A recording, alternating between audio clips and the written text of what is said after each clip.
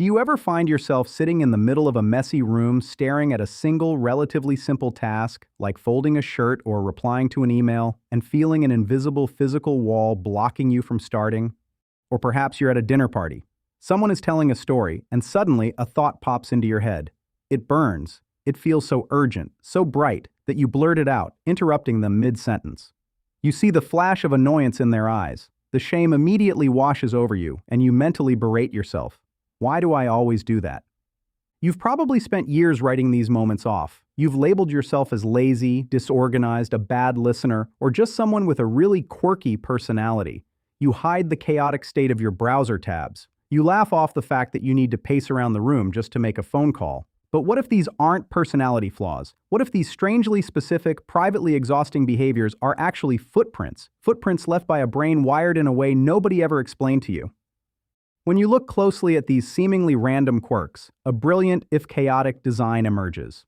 Today we are going to explore 15 weird habits that feel entirely normal until you say them out loud. Habits that just might prove you are navigating the world with ADHD. Before we dive in, we have to dismantle a persistent myth. ADHD is not a deficit of attention. It is a dysregulation of attention. To understand why you do the things you do, we must look under the hood of your neurology. First, there is the prefrontal cortex, the CEO of your brain. In a neurotypical brain, the PFC handles executive functions, organizing, prioritizing, and managing time. In an ADHD brain, the CEO is frequently out to lunch. This creates a bottleneck in translating intention into action. You know what you need to do, but the bridge to actually doing it is out. Second, we must talk about dopamine regulation. Dopamine is not simply the reward chemical. It is the molecule of motivation and urgency. It tells the brain, this is important, pay attention. Research shows that ADHD brains have fewer dopamine receptors, leaving them in a perpetual state of dopamine starvation. Your brain is constantly hunting for stimulation just to reach a baseline level of function. Finally, there is the default mode network, the brain network active when you are daydreaming or mind-wandering. In a typical brain, the DMN shuts down when a focused task begins. In the ADHD brain, the DMN refuses to power off. It runs concurrently with your focus network, creating a loud, distracting internal environment. When you combine a sleepy CEO, a starving reward system, and an overly active daydreaming network, you don't get laziness. You get a profound neurological friction. And to survive that friction, your brain develops habits. Let's look at how these 15 habits manifest across 5 core realities of the ADHD experience. Reality 1. The starvation for stimulation. Because your brain is naturally understimulated, it creates ingenious, sometimes baffling ways to manufacture dopamine. This is why you might find yourself replaying the exact same song on a loop for hours. It isn't just about liking the music, it's a form of auditory scaffolding. The predictable rhythm provides a steady drip of dopamine that anchors your wandering mind, allowing you to actually focus. Similarly, you might have a habit of constant, subtle motion, fidgeting, tapping your foot, twirling your hair. This isn't nervousness, it's self-regulation. Movement increases alertness and arousal. But the quest for stimulation can also backfire. You might crave background noise, turning on the TV or a podcast just to feel comfortable, only to suddenly find yourself completely derailed by the wrong kind of noise, like a ticking clock or a distant conversation. The hunt for stimulation shapes everything from how you work to how you organize, or fail to. Reality 2. The executive overload. When the prefrontal cortex struggles to categorize and prioritize, life feels like a blizzard of equally urgent data. This manifests in the infamous habit of hoarding browser tabs. Your brain is trying to externalize its working memory. Closing a tab feels like deleting a thought forever, because out of sight truly is out of mind. This overwhelm also explains why you might find yourself obsessively reorganizing your workspace without starting the actual project. The tidying creates a false sense of control over the cognitive chaos beneath. And when you finally do find something engaging, you dive in head first, starting a new hobby with explosive energy, buying all the supplies, researching for hours, only to drop it completely the moment the novelty fades and the dopamine dries up. Executive dysfunction shapes your relationship with time and memory in equally frustrating ways. Reality 3. The working memory. Mirage. Working memory is the brain's scratch pad, and in ADHD, that scratch pad is incredibly small and easily erased. This is why you might catch yourself walking or pacing while talking on the phone. The movement occupies the restless motor cortex, freeing up cognitive resources so you can actually hold on to your thoughts. It's also the tragic reason you find yourself interrupting others mid-story.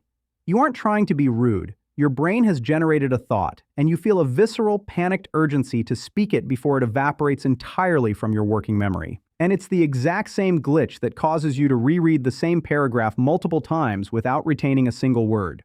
Your eyes track the text, but your default mode network has quietly hijacked your attention. That same attention paradox plays out just as powerfully in how you experience time itself. Reality 4. The time and attention paradox. People with ADHD do not experience time linearly. They experience it in two modes: now and not now. This temporal blindness leads to the stressful habit of losing track of time entirely, then sprinting into panic mode at the last possible second. The adrenaline of an impending deadline finally provides the emergency neurotransmitters needed to engage your prefrontal cortex. But your attention is equally polarized. You might find yourself hyperfixating on one obscure topic for hours, entirely ignoring urgent real-world tasks like eating or paying bills. Yet place you in an understimulating environment, a slow meeting, a quiet waiting room, and you experience a profound, almost painful boredom. This isn't typical boredom. It is an agonizing neurological craving, a mismatch between the stimulation your brain demands and what the environment is able to provide. Navigating these extremes every day is exhausting, and that exhaustion quietly shapes the coping habits you've spent years hiding. Reality 5. The exhaustion of masking. Living in a world not built for your neurology means developing ingenious, sometimes embarrassing workarounds just to keep up. When reading or studying, you might end up highlighting almost everything on the page. Because your brain struggles to rank information by importance, everything feels equally critical. So the highlighter becomes a security blanket, a way to feel like you captured the knowledge even when your focus was somewhere else entirely. Similarly, you likely produce messy, inconsistent notes, switching mid-sentence between print, cursive, and margin doodles that drift off the page. Neatness requires executive function you don't have to spare. What your brain is actually doing is racing to capture the thought before the scratch pad clears itself. The coherence comes second, and perhaps the most hidden habit of all, narrating your own life out loud. You might talk yourself through tasks as if presenting a tutorial, or quietly commentate on what you're doing as you do it. This isn't eccentricity. It is a brilliant psychological tool. By externalizing your internal monologue, you create an auditory track that keeps you anchored to the present moment and out of the noise in your own head. It is important to pause here. Not every weird habit means you have ADHD. Burnout, chronic stress, sleep deprivation, and severe anxiety can mimic these symptoms perfectly. Diagnosis requires a persistent, lifelong pattern that disrupts your functioning, not just isolated quirks. But if you listened to this list and felt a sudden, quiet sense of recognition, if a lifetime of confusion began to crystallize into something that finally makes sense, you are not alone. And more importantly, you are not broken. The greatest tragedy of undiagnosed ADHD is the moral failing we attach to it. We mistake neurological friction for flaws in our character. Moving forward requires managing your blind spots with radical self-compassion. 2 mindset shifts to begin that journey. First, observe. Don't judge. When you find yourself interrupting, staring blankly at a wall, or hoarding browser tabs, stop calling yourself lazy or rude. Observe the behavior as data.